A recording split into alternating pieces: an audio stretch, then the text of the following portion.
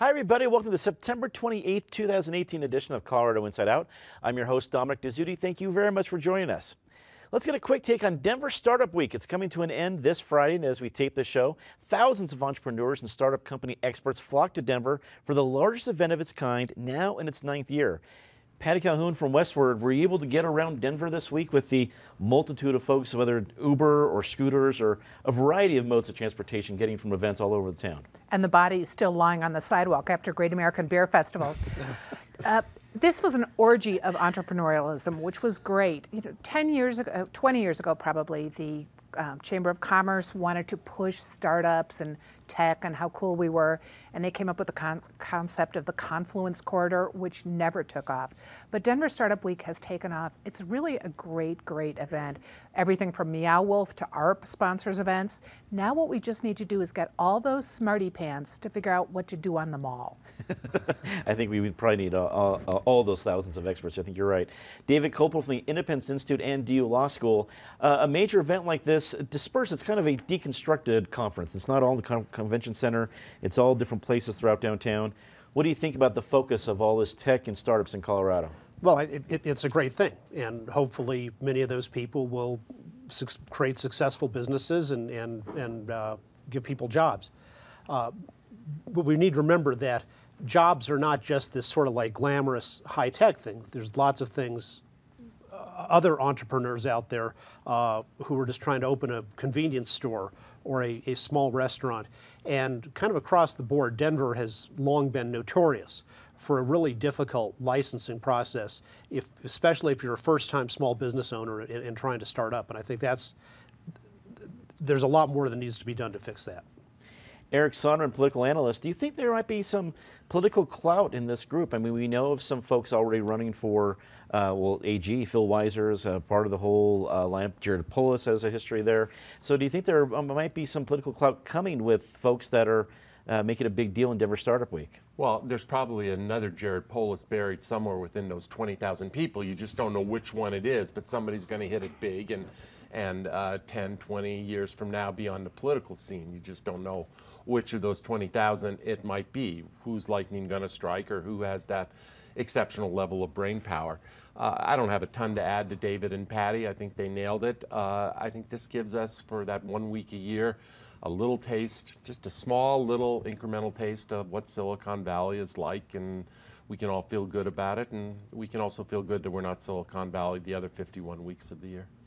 Natacha Gardner, articles editor of 5280. Wrap it up for us. What did you think after the madness that was Startup Week in Denver? You know, I had an opportunity to go to several panels this week, and it was really interesting because, to the one, I was impressed with all of them. Great diversity of topics and issues. But I think one of the things that was striking in this particular year was the variety of topics that appealed not just to people who were doing tech startups. You could go to a session. There were concerned citizens that went to sessions because they cared about the topic. There were people who make things, not a traditional sort of Silicon Valley feel, that we're talking about art and talking about products and talking about innovation and the city and how it grows. I think it was an excellent moment to not only look at the startup world, but also look at how the city of Denver has grown throughout the time that the Startup Week has been going on. I certainly am looking forward to see what the lineup is for next year.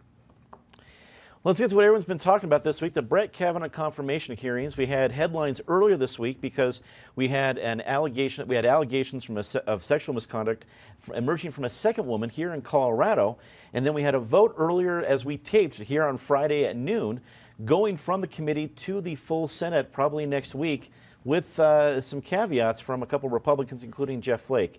Pat, I'm going to throw it to you. There is a lot to cover here. I'll take it's your choice of where you want to go, whether developments from Friday, what we saw in testimony on Thursday, the Colorado connection, your choice. Well, even before the Rebecca Ramirez issue, is Rebecca? Teresa Ramirez. Debra, sorry. Debra Ramirez connection came out in the New Yorker last Sunday. This is hitting close to home for a lot of people. I have talked to many, many women over the last 2 weeks who are remembering incidents that happened to them, things they'd never really talked about, things that at the time they might not have thought rose to the level of a crime or anything they would admit to people. So this discussion and the topic is really raw for a lot of people. Talk about raw then. You've got the testimony on Thursday, which had the country spellbound. I mean, you watch the people on the planes all watching the testimony. And people are filtering it through their own experiences and their own ways they feel about things. It's impossible to really tell who won. What we have to remember is this is not a civil case where the judgment is going to be for or against one person. We're talking about whether or not someone is going to be basically put on the Supreme Court for life. This is not even running for president, where you can throw them out in 4 years, maybe. This is on for life. So it's a serious topic. And I think the fact that the American Bar Association late Thursday night reversed what they had said, they'd already came out with a glowing recommendation of Kavanaugh, but said, let's wait. Let's have that FBI investigation. And I think at this point, that is the very least we can do. Now, we don't know if that's what the Senate committee will have agreed on. David, there's multiple angles this one, as we mentioned. Take your pick of which one you want to go for. Well, I think Patty brings up an important point, because there's lots of women who can tell some kinds of stories of, being groped or worse things. And so it is and has been a widespread problem. That doesn't automatically mean that every woman who makes an accusation is always telling the truth, and that every man who's accused is automatically guilty. Ida Barnett Wells, the great journalist, wrote about this in regard to lynching back in the turn of the previous century, and said how in the South you have a white woman can make an accusation of an assault or a rape against a black man, never testifies under oath, and she's just automatically believed, and the black man then ends up murdered by a lynch mob. So we're supposed to have due process and a fair system where people can testify and be cross-examined as well. Senator Gardner did a good and responsible job on his side when he received an anonymous letter making allegations about Kavanaugh in 1998 that claimed that that occurred in 98, claimed there were 4 witnesses, including the letter writer, although there were no names, no location other than Washington, D.C., nothing to go on really. But properly, he forwarded that to the bipartisan staff of the Senate Judiciary Committee, which looked into that matter, as they do on lots of things, not in public testimony, but in private hearings as much as they could investigate it. And of course, somebody presumably on the Democratic staff leaked that to NBC News, but there was nothing to back it up. Senator Bennett, who I think has normally been a good and responsible senator, didn't do that. When Debra Ramirez came to him, instead of going to the committee staff, which could have investigated, he worked with other senators, keeping it under lids, and then the media to try and have it come out. And she repeatedly, through her lawyer, refused to give any statement under oath to the Senate Judiciary Committee to provide any substantiation. And of course, we know the New York Times had also been looking at that story, and they said they interviewed dozens of people and couldn't find any corroboration for what she said. So I think Senator Bennett did a disservice to the public with how he handled that. Eric, there are a lot of folks dissecting every single part of this story, and I'll let them get into the details. For me, I looked at maybe some of the political ramifications of this. Regardless of where the vote goes, I think there's an energy out there on both sides of the aisle that is going to bleed down into even local races. Am I nuts? No, you're not nuts. It's the only issue this week. It's the only thing people are talking about. It has riveted the country. I think somebody already used that word, and it's the apt word. I'll get to what you're talking about in a sec, Dominic. I think I ought to start. I mean, we're taping this, as you indicated, at noon, and literally this news is broken in the last 10 minutes. So by the time this airs, what I'm about to say might be completely wrong. But what I think went down literally in the last half hour before we taped is that a group of centrist senators, and that's a very small group these days, but Jeff Flake, who's a member of the Judiciary Committee, I'm presuming perhaps Susan Collins, Lisa Murkowski, perhaps Democrat Joe Manchin, also part of that, got together and basically forced a 1-week delay. It cleared the Senate, the committee moments ago on an 11-10 party line vote to be sent to the floor. But the understanding is that the floor will not act on this for up to a week while the FBI conducts a further investigation. And the way that Flake and Collins et al. Have of leveraging that is if the Senate tries to move before that, presumably they would be no votes. And obviously they need their votes. So that's the leverage that they have. Again, I could be totally wrong, but I think that there was a small band of middle ground senators who forced this. Now the question is, what can the FBI do in a week? The Democrats have seized on that as their talking point. FBI report, FBI investigation. The FBI doesn't really do findings of facts in these situations. They go talk to a bunch of people, and then they come back and say, Smith said this, this, and this, and Jones said this, this, and this. The Senate ultimately still needs to assess all that and be the finders of fact. I think the compromise entailed that they're not going to expand the scope beyond the charges currently on the table. To your question, bigger picture, we could talk forever about this. I'll try to be quick. I think this whole episode just sort of points to the unraveling, the slow but steady and seemingly irreversible, although God knows we hope it's reversed, unraveling of our political system. The way people just run to their camps. They pick sides depending on the outcome they want. That's not true of everyone. But when I look at the number of people, whether it's in my social media feed or wherever, on both sides of this, who say, I know, capital letters on no, I know he's guilty, or I know she's lying. It's not I believe, I think, I suspect. It's I know with the K-N-O-W in capital letters. There's just no room for nuance. There's no room for thought anymore. It's distressing stuff. It's been a week that sort of shakes people, and it's just underscored our tribalism, which is very concerning. I would certainly agree that tribalism is at all-time high. I have a feeling that if one tribe said the sun rose in the east, the other tribe like, no, that it can't be true because the other tribe said that. Natacha, what was your takeaway from this week that is still developing as we tape? And that's a key point. I think it's still developing, and having a takeaway at this point is really difficult. I spent a lot of time thinking about this, thinking about what angle I would want to take this time and a venue to speak about, to bring my voice into the chaos of voices that are related to this conversation right now. I'm not sure I'm going to do that, but what I do want to focus on right now is legacy. And as I was watching things yesterday and thinking about this and talking to friends and talking to people in the community, I kept on thinking about Anita Hill. I am not yet a teenager when she testifies in front of the committee. And the impact that had in my childhood at that point, you know, I learned a lot of things about what can happen in a workplace. I learned a lot about what I would have to change in my life if I wanted to not experience those things, and knew that I would also maybe not have a choice over whether I experience those things or not. So the legacy of those hearings and how that impacted me, let alone the rest of America, politically, you know, in our work environments, across the board in our own homes, I think is amplified by what has happened this week as well. And while it is too early to say what that legacy is, I think it is important for us to take a moment in the midst of all this chaos, to take some breaths and to think about that. Think about what we're saying to our families, think about what we're saying to our friends and our communities, but to our politicians as well, about what this means for us at this time. The Giffords PAC, a pro-gun control group, agreed to change its TV ad attacking Mike Kaufman after complaints from Emily Key's family. The Keyes family said the original ad included a student named Emily who texted "I love you" to her parents, which was very close to a real situation that happened to their daughter Emily. David, the ad's been changed, but the story's out there. What'd you make of the situation?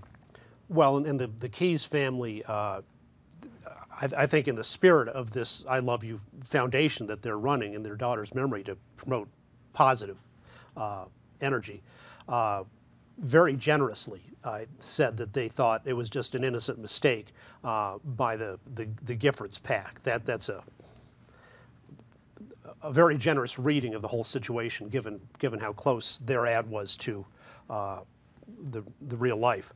But it's a mistake. I don't think it was a coincidence, but I can understand why Giffords would do that, because they come with the mentality that anybody who's affected by a notorious crime with a gun must automatically be on their agenda of banning guns, of cracking down on law-abiding people, all that kind of stuff. And the media often plays into that because it highlights the people who do feel that way, and the ones who don't get ignored. Evan Todd was the first person shot in the library at Columbine High School. And he's testified before the state legislature and on an Independence Institute Freedom Minute about why armed teachers and school staff are really important for student safety. Richard Castaldo was shot at Columbine and has been in a wheelchair ever since. He's also running for the United States House of Representatives from Oklahoma as a libertarian candidate. So not everybody who's a victim automatically lines up with the punitive approach to the innocent that the Giffords group takes. Eric, in any other week, this is probably topic one. It probably makes bigger headlines around Denver. The fact of the matter is there's bigger political situations going on. But we're still talking about probably one of the tightest races that we're going to see in November. Can either the ad or what's happened about the ad make a difference? Of course, anything if you're in a 1 point, half point race, and we'll see if this one is, but could be very close. I mean, I think Kaufman, if he's going to hold on at all, is going to hold on by the skin of his teeth. Anything it can make a difference when you're looking for any tiny edge.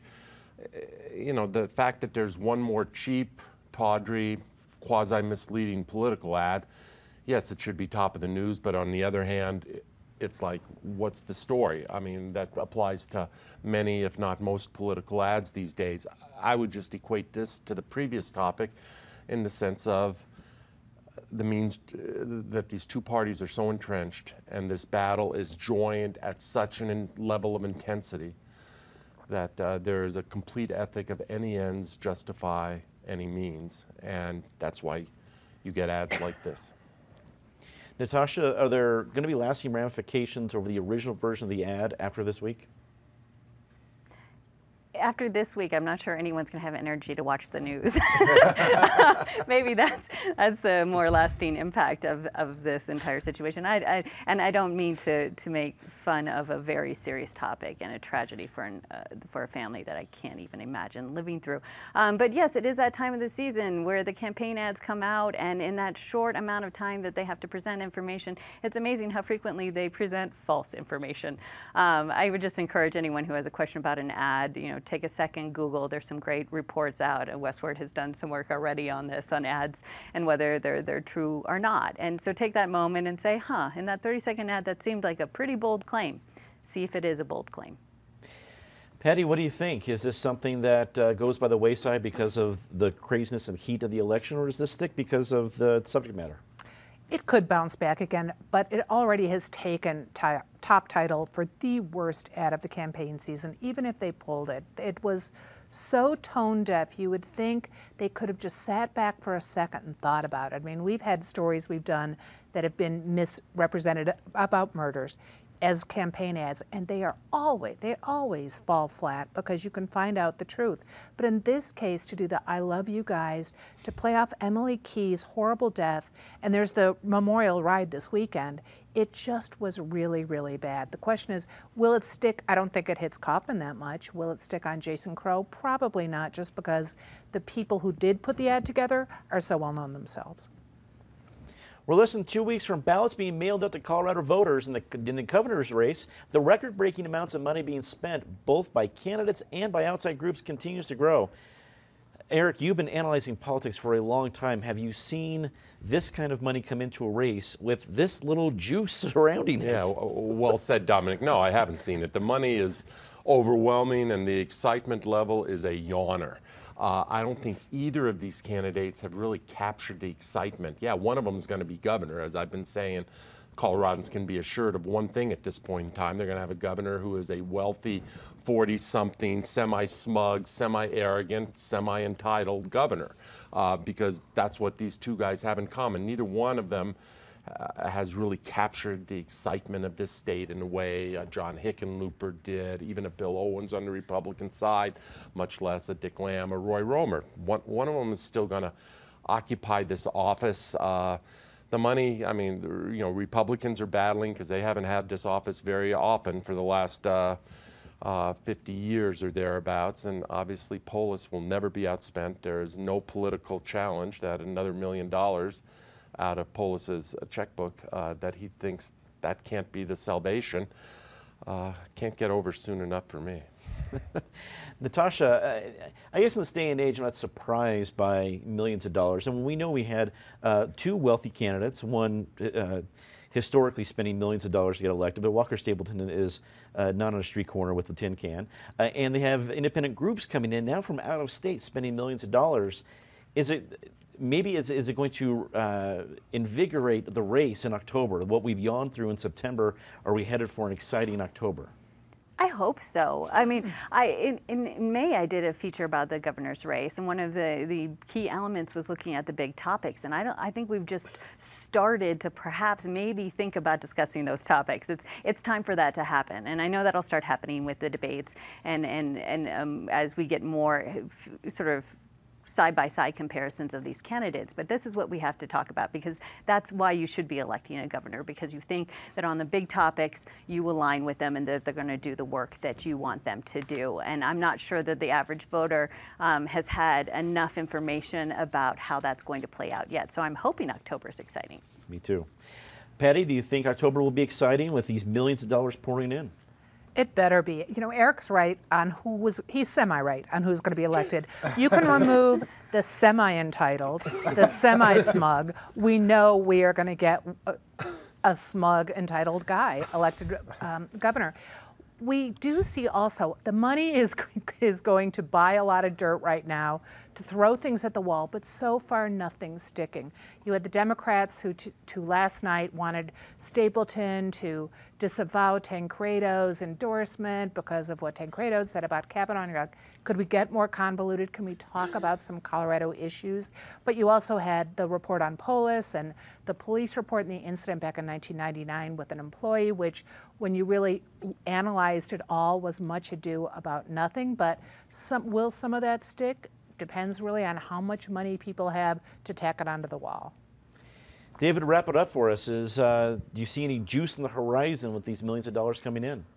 No, I wonder if it's just making people tune out, although anybody who votes on and it makes any important decision in their life, including voting, based on TV commercials, shouldn't be voting. I urge you to abstain if all you know about the candidates is what you saw in TV ads. You're here. The Jared Polis incident, I think that was to make it long story short, that's actually something where there is a police report, and so we have a lot of the facts of that. A former employee came to the office and was stealing documents from the office. He confronted her, and although he denied it to the police, they thought that he did use physical force against her, shoved her into a filing cabinet, and thereby causing a bruise. I looked up the law on the use of physical force against theft, and it says reasonable and appropriate under the circumstances. And I think that is reasonable and appropriate force under the circumstances, and a thief doesn't get immunity from having force used against the thief just because of the thief's gender. Well, it is time. This can be pretty easy this week toward our very favorite part of the show, Disgrace of the Week. As always, Ms. Calhoun, please start us off. Well, I'm sure we all agree. It is the circus going on in D.C. No matter how you feel about Debra Ramirez, no matter how much you feel about Brett Kavanaugh, can't we just have a do-over and rewind it for about 6 months? As long as we don't have to live through it again. David. Well, Ken Buck had a great op-ed in the Wall Street Journal talking about a real generation-long disgrace of this country, of how Congress has basically ceded the war power to the president, and that's something that should absolutely be done by the people through the Congress, and presidents should not be taking us unilaterally into war. Eric. Oh, the D.C. scene speaks for itself, but let me focus on a different court system, the Colorado court system here, where there is seemingly an unrivaled in any other state commitment on the part of that system to secrecy and non-disclosure of what should be public records, public information. There's a new Colorado Supreme Court ruling that underscores the right of the court system to keep things out of the public eye. That is now going to be appealed to the U.S. Supreme Court by entities including the Colorado Independent. David Magoya in the Denver Post has done some important work on this. It is time for a heavy dose of sunshine within the Colorado court system. Natasha. I'm going to add on to the DC the list. I think that, well, this is such an important topic and it needs our attention. And there are plenty of news stories this week that I've probably missed, and I'm going to take some time this weekend to really make sure that I'm digging into what else was happening in the world. Time to see something nice. Patty? Get away from your television. Go out to a local theater this weekend. Cleo Parker Robinson is having her final dance at the age of 70. And at Su Teatro, Gustavo Arellano is profiled in Interview with a Mexican. It's a great new show. David. Eric Sonderman, the stalwart fan of the Rockies, who despite the cynics and the mockers, has stood with them through thick and thin, sometimes against all the facts. But here they are in the final episode of this show before the end of the regular season. They are in first place in the National League West. I'm still contending. We're probably doing a kiss of death and then with 4 games left, but hope springs eternal. Eric. Thank you, David. 3 games left, Dominic. 1 game lead over the Dodgers, 2 game lead over the Cardinals for the wild card. They're going to find their way into this playoffs. Let me more seriously, Senator Jeff Flake, we talked about him on the regular show. I made him say something nice a few months ago. He has the kind of common sense. He's a very conservative guy. He's not going to exchange his principles, but common sense Republican, and what's happening to him. He is leaving office here in a few months, which is probably telling of what's going on in Washington, that people like that have no future. Natasha. Really quick, there were no less than 4 times this week when public art installations around town made me stop and wonder and admiration and awe. Just really so much praise for the artists and the institutions that make that happen. The Jerry Maguire video store experience, that was pretty awesome. I want to say something nice about the fine folks at Windsor Gardens. I was proud to moderate a town hall at their community this week, and many folks told me they are fans of the show. They always tune in to watch us. So thanks for having me out there, and thanks for watching. A big reminder for next week, we will bring you a debate with the 2 major party candidates for governor. That's right, Walker Stapleton and Jared Polis from the CBS 4 studios next Friday at 7 p.m., 1 hour right before ballots are sent to your mailbox. Be sure to tune in. For everyone here at Colorado Public Television, I'm Dominic Dezzutti. Thank you very much for watching. Good night.